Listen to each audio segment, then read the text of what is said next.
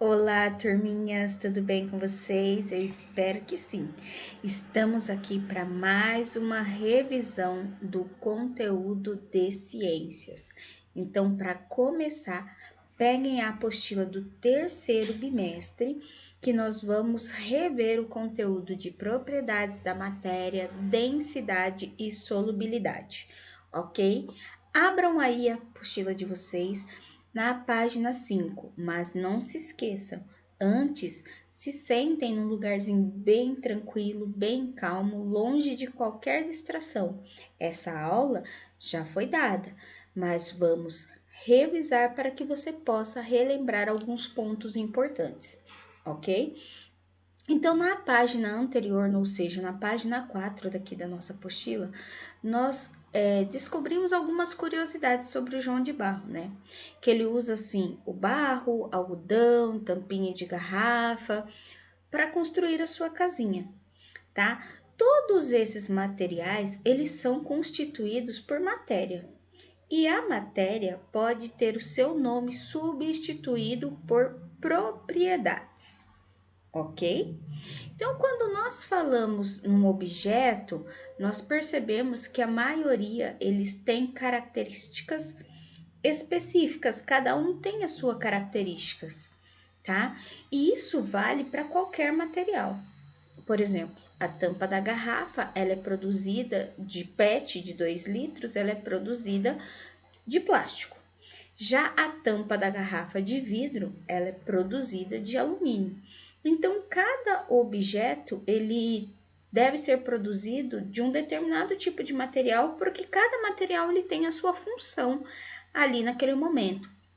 Da garrafa PET de 2 litros, para ele armazenar direitinho, guardar o gás, o ideal é que ele seja feito de plástico. E por sua vez, a de vidro precisa de um material diferente sem ser o plástico, então vai ser o alumínio, tá? Então, quando nós falamos de material, nós podemos pensar que todos os materiais, eles são compostos de massa e de volume. Mas professora, o que é massa e o que é o volume? Então, vamos começar pela massa. A massa de um material é o quanto ele vai pesar.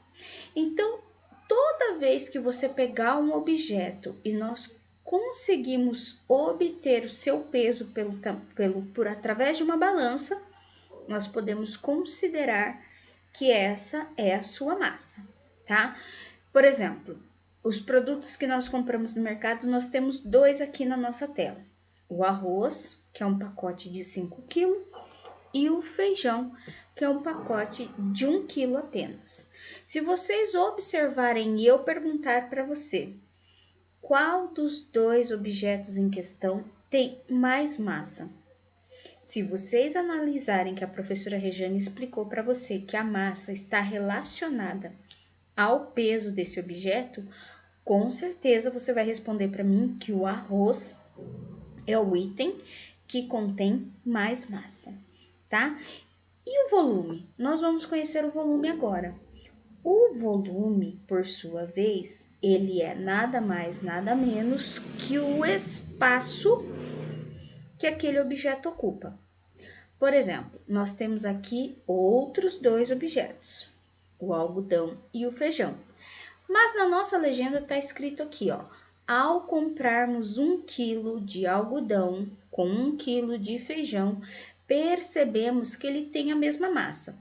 Sim, se eu tenho 1 quilo de algodão e 1 quilo de feijão, eu tenho o mesmo peso, certo? Então, eu tenho a mesma massa. Se o peso nada mais é do que a massa desse objeto, eu posso, verificar através de uma balança, nós temos a mesma massa. Mas e o volume? O que é? Se eu falei para vocês que o volume é o espaço que aquele determinado objeto ocupa, observem a imagem. Percebam que o algodão, ele precisou muito mais, de uma quantidade muito maior, para obter o mesmo peso que o feijão. Então, ele ocupou muito mais espaço nesse esse determinado produto, ele ocupou muito mais espaço do que o feijão.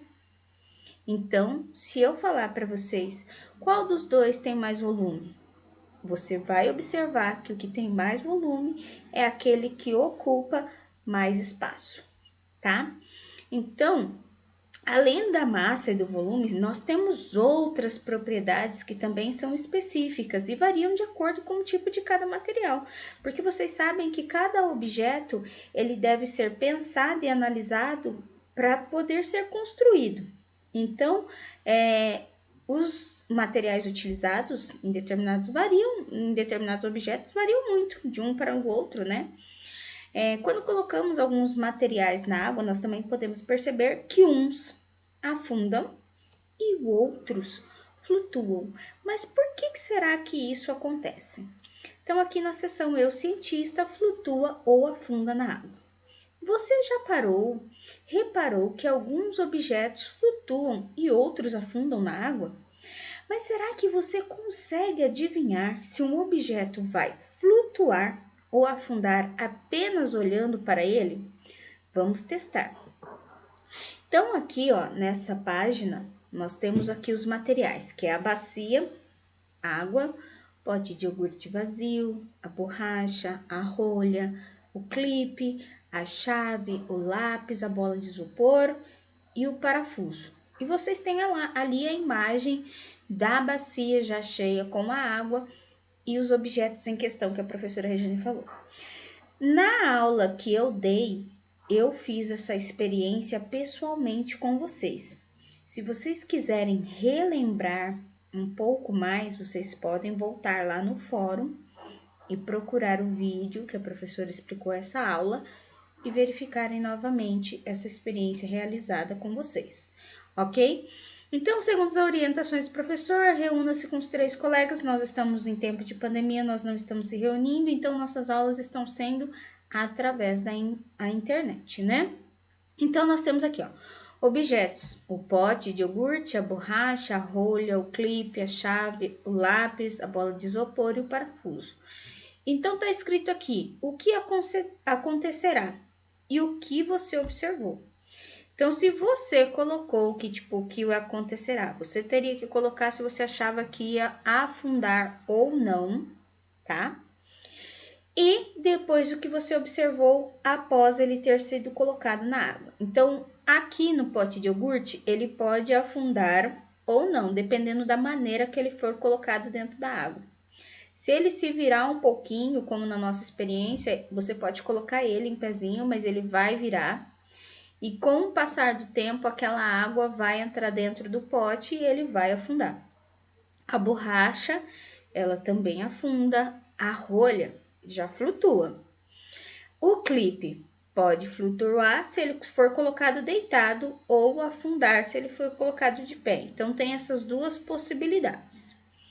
A chave, ela afunda, o lápis, ele flutua, a bola de isopor flutua e o parafuso afunda. Continuando aqui, ó. Quantas previsões do que ia acontecer com os objetos vocês acertaram? Então, vocês já haviam feito essa experiência, então vocês já têm resposta aí na apostila de vocês e é uma resposta pessoal.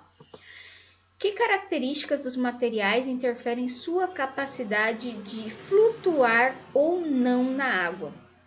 Quais são as características que influenciam nos objetos que são colocados dentro da água? Dependendo da situação, pode se afundar ou não. Se vocês colocaram para mim que a característica é a massa e o volume, vocês acertaram, tá? Por quê? Porque cada objeto tem uma determinada massa e tem um determinado volume. E isso interfere muito na hora de colocar o objeto lá na água, se ele vai afundar ou não. Densidade. Então, se nós falamos de flutuar ou afundar, nós estamos falando aqui da densidade desse objeto. Então, o que define se um objeto vai afundar ou não na água é a sua densidade. E como eu já havia explicado para vocês, a densidade desse material, ela está relacionada à massa e ao volume do mesmo. Ou seja, quanto maior for a massa de um determinado volume, maior será a densidade, ou seja, então o objeto vai afundar. Objetos, por exemplo, cheios de ar, como bolas, boias, eles já são menos densos, ou seja, eles são mais leves e por isso eles flutuam, tá? Então, nós temos aqui na nossa parte, aqui na nossa tela, uma piscina que tem uma boia, uma bola em questão e uma moeda que foi jogada dentro da água. Se vocês observarem, a bola, ela flutua. Já a moeda, a partir do momento que ela é lançada e ela cai dentro da água, ela vai parar no fundo da piscina. Então, quando brincamos com uma bola em uma piscina, ela não afunda, porque sua densidade é menor que a da água. Entretanto, se deixarmos uma moeda cair na piscina, ela afundará imediatamente, pois o seu material é mais denso que a água, ou seja, o material é mais pesado que a água, tá? Então, continuando aqui, ó. No entanto, não somente são essas características que determinam se um objeto vai afundar ou não, tá? Não é só a sua massa. Por que que eu estou falando isso? Porque nós temos lá os navios. Eles são muito pesados e eles não afundam. Então, se vocês observarem outras características para que esse objeto afundem ou não, é o formato desse objeto, tá? Então, olha aqui. Também é preciso considerar outros fatores, como o seu formato. Por exemplo, ao colocarmos uma pequena bola de papel alumínio em um recipiente com água, podemos perceber que ela afunda. Contudo, se fizermos um pequeno barco com papel alumínio, ele flutuará. Então, olha aqui, nós temos um mesmo copo. Um copo, nós fizemos uma bolinha de papel alumínio e jogamos. O que aconteceu? Essa bolinha afundou. E no outro copo, nós fizemos uma dobradura de arco. E o copo está lá com o barquinho flutuando, tá? Mas por que que isso acontece, professora? Isso acontece porque a densidade desse objeto é menor e nós também temos uma força existente na água, ou seja, que se chama empuxo, tá? E ela age de sentido contrário ao peso do objeto. Quanto mais água é deslocada por esse objeto, maior é a força do empuxo. Na situação aqui da bolinha, se vocês observarem, a bolinha ela sofre um empuxo menor. Por quê? Porque ela é um objeto menor e ela não desloca tanta água. Já o barquinho, o formato dele, ele tem um empuxo maior, então ele se mantém flutuando, ok? Continuando aqui. Eu, cientista, como navios de ferro flutuam? O ferro é um material mais denso que a água e, portanto, afunda. Então, como é possível que gigantescos navios de ferro flutuem no mar? Lembra lá o que a professora Regiane falou para vocês? Que o formato também influencia no objeto afundar ou não, nessa capacidade dele afundar ou não. Mas será que isso é válido para todos os materiais? Vamos fazer um teste. Então, aqui nós temos uma bolinha e no outro material nós temos como se fosse um barquinho também. Se vocês observarem na imagem, a bolinha também afundou. Ela desloca menos água, tem uma força do empuxo menor e ela afunda. Já quando nós fizemos aqui, a menina fez uma canoa, como essa canoa desloca mais água, ela simplesmente boiou, tá? Ela flutuou. Continuando aqui, ó. Você sabia? O formato dos cascos dos navios barco favorece a flutuabilidade, porque deixa um grande espaço vazio em seu interior, preenchido apenas com ar. Assim, embora o volume do navio não seja muito grande, há pouca massa nesse espaço, e a densidade no navio como um todo, ou seja, o ferro e o ar, fica menor do que a da água. Além disso, o formato do casco permite um equilíbrio entre o peso do navio e o empuxo. assegurando que ele não afunde. Então, se vocês observarem aqui nessa imagem, nós temos um navio todo produzido por peças de metais, ferro no caso, e a parte de baixo do barco são espaços cheios de ar. Observe quanto espaço existe dentro desse casco de um navio de carga. Se ele fosse maciço, certamente ele afundaria. Então, esse ar que preenche esses espaços faz com que esse barco flutue e o seu formato também é propício para isso, tá? E agora nós vamos aqui para a solubilidade. O que acontece quando nós colocamos um sal na água e mexemos? Quando nós colocamos sal na água e mexemos, imediatamente ele vai se dissolver nessa água. E a partir do momento que nós temos essa dissolução, nós podemos dizer que o sal é um elemento solúvel em água, tá?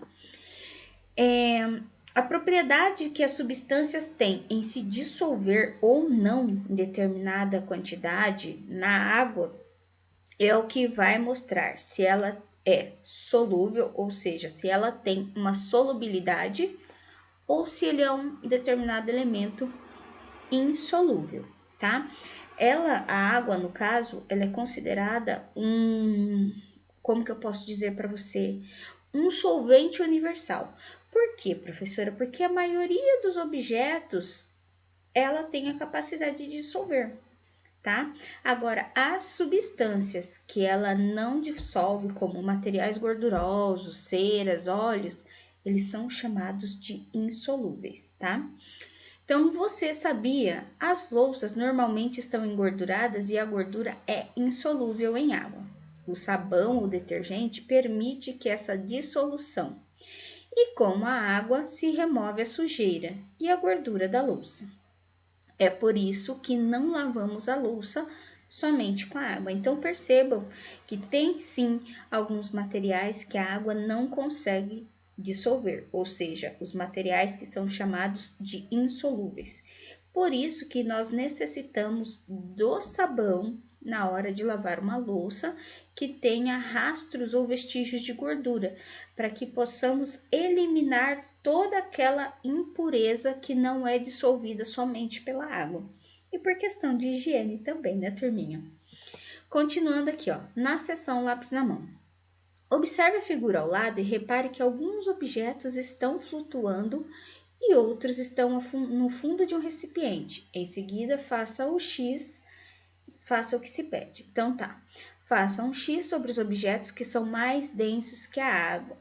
Então, quais são os objetos que são mais densos? São os objetos, no caso, que afundaram. Então, portanto, vocês vão fazer o X naqueles objetos que estão no fundo dessa bacia. B. Circule os objetos que são menos densos que a água, ou seja, se o mais denso é o que afundou, os menos densos são os que flutuaram, são aqueles que estão na parte de cima da bacia.